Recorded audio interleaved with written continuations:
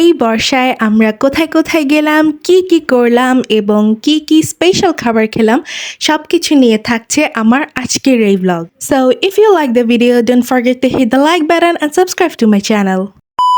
Hello everybody, Assalamu alaikum, it's me Adiba Hassan. Welcome back to my channel. Hope you guys all are doing well and I'm also fine. আমরা আজকে কোথায় যাচ্ছি সেটা হয়তো আপনারা already thumbnail and title দেখে বুঝতে পেরেছেন। Yes, today we are going to Tanguar Haor. আমাদের যাত্রা শুরু হচ্ছে ফেনী থেকে। আমাদের বাস ছিল রাত 11টায়। আমরা যাচ্ছি এনা ট্রান্সপোর্টে, বাট আমাদের বাস ছিল 1 ঘন্টা লেট। সো আমাদের বাস এসেছে 12টার সময় এন্ড দেন আমরা তাড়াতাড়ি করে রওনা দিয়ে দিলাম। And after a lot of journey you can see our faces. আমরা এত টায়ার্ড ছিলাম। অলমোস্ট 9 আওয়ার্স লেগেছে আমাদের সুনামগঞ্জে পৌঁছাতে। সুনামগঞ্জ থেকে একটা ট্রান্সপোর্ট নিয়ে আমরা চলে এলাম সাহেববাড়ির ঘাটে। টাঙ্গুয়ার হাওরের বেশিরভাগ পর্যটকবাহী হাউসবোটই এই সাহেববাড়ির ঘাট থেকেই ছেড়ে যায়। আগে থেকেই বুকিং করে আসায় আমাদের বোটটা খুঁজে পেতে খুব একটা অসুবিধা হয়নি। আমরা আজকে যে হাউসবোটটায় করে পুরো টাঙ্গুয়ার হাওর ঘুরে দেখবো সেটির নাম হচ্ছে জলনিবাস। জলনিবাসের বোট হলো 2টা। আমরা বুক করেছিলাম জলনিবাস 2, যেহেতু আমরা মানুষজন সংখ্যায় ছিলাম মাত্র 17 জন। তো চলুন জলনিবাসের ভিতরটা একটু ঘুরে ঘুরে দেখা যাক। এটা হচ্ছে জলনিবাস 2 এর লবি। এখানেই ব্রেকফাস্ট, ডিনার আর লাঞ্চ সবকিছু করা যায়, আর এলস আপনি এখানে বসে কোয়ালিটি টাইম স্পেন্ড করতে পারবেন। এই হাউস বোটটার টোটাল রুম সংখ্যা ছিল 8টি। আর মোস্ট স্পেশাল থিং ইজ প্রতিটা রুমের নাম আলাদা আলাদা।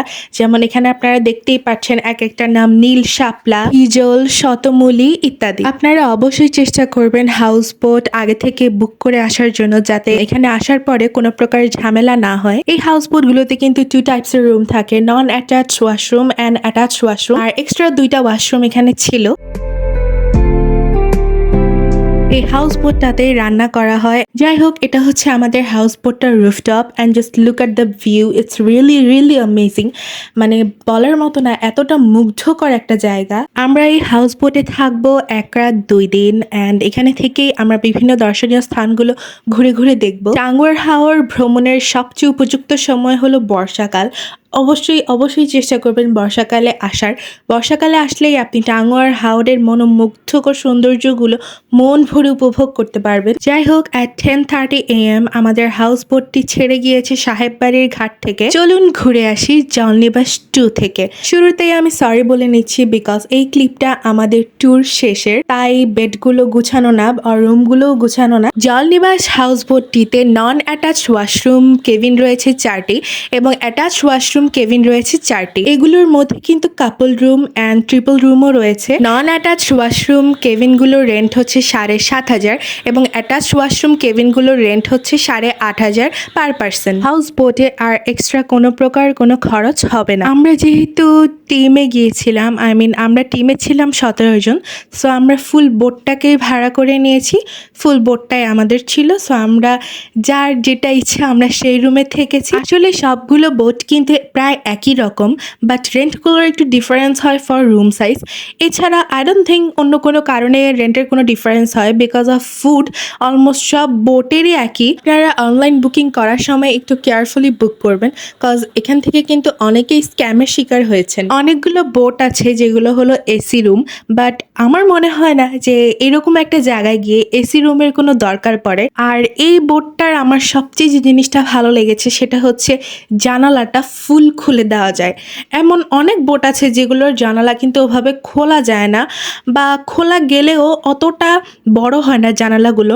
আমরা এই বোটটা স্পেশালি বুক করেছি ফর ইটস উইন্ডো, কারণ উইন্ডো সাইডে বসে ভিউ এনজয় করার টাইমটাই অন্যরকম। অ্যাকচুয়ালি টাঙ্গুয়ার হাওরে কিন্তু হাউস বোটের কোনো অভাব নেই। আপনারা আপনাদের বাজেট মতো ইচ্ছা মতো যে কোনো হাউস বোট বুক করতে পারবেন। হাউস বোটে থাকাকালীন দিনগুলো ছিল পুরোই স্বপ্নের মতন। একটা রাত হাউস বোটে থাকা, হাউস বোটে খাওয়া এবং 2টো দিন নদীর উপরে ভেসে বেড়ানো, এগুলো জাস্ট একটা স্বপ্নেরই মতন।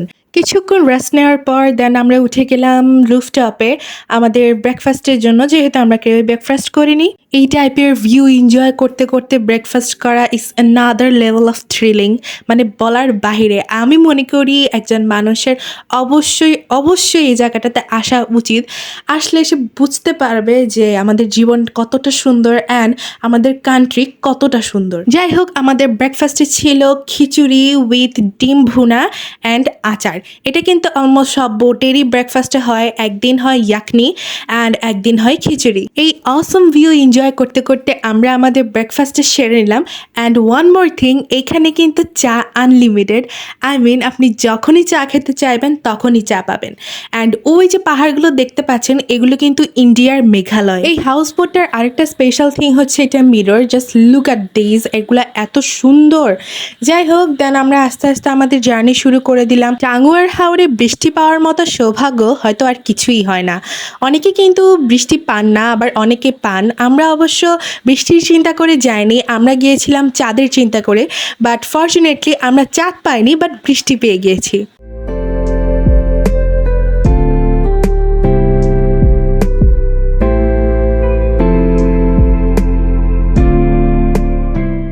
হাওড়ে ঘুরতে এসে যে জিনিসটা দেখে আমি সবচেয়ে বেশি অবাক হয়েছি সেটা হলো বাচ্চাদের আমাদের বিদায় জানানো।